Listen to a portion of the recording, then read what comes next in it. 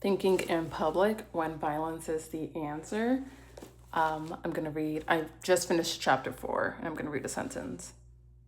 If you look at somebody bigger, faster, and stronger and immediately think, I'm at a disadvantage, I have news for you. You are.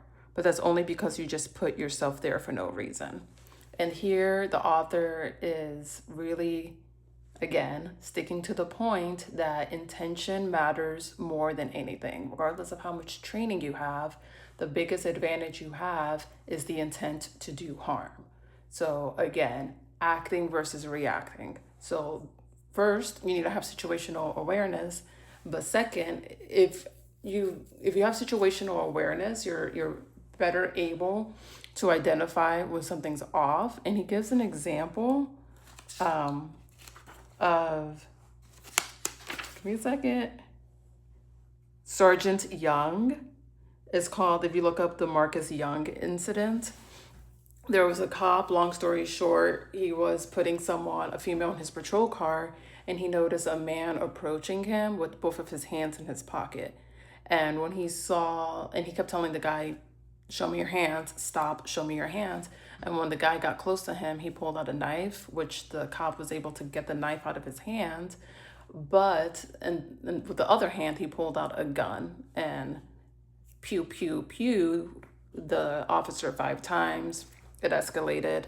A security guard came to help. And then I think he got the gun out of the guy's hand, and the guy then stabbed the security guard.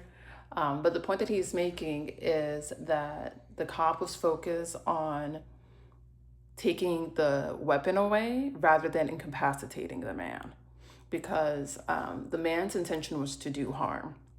So that's what he was focused on. And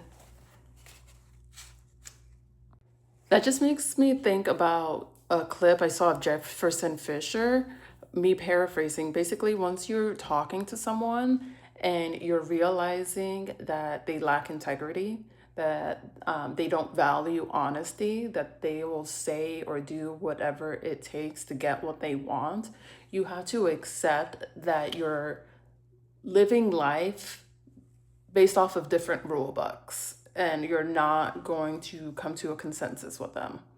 If you engage very deeply with them, most likely is you're going to be gaslit and you're going to lose clarity.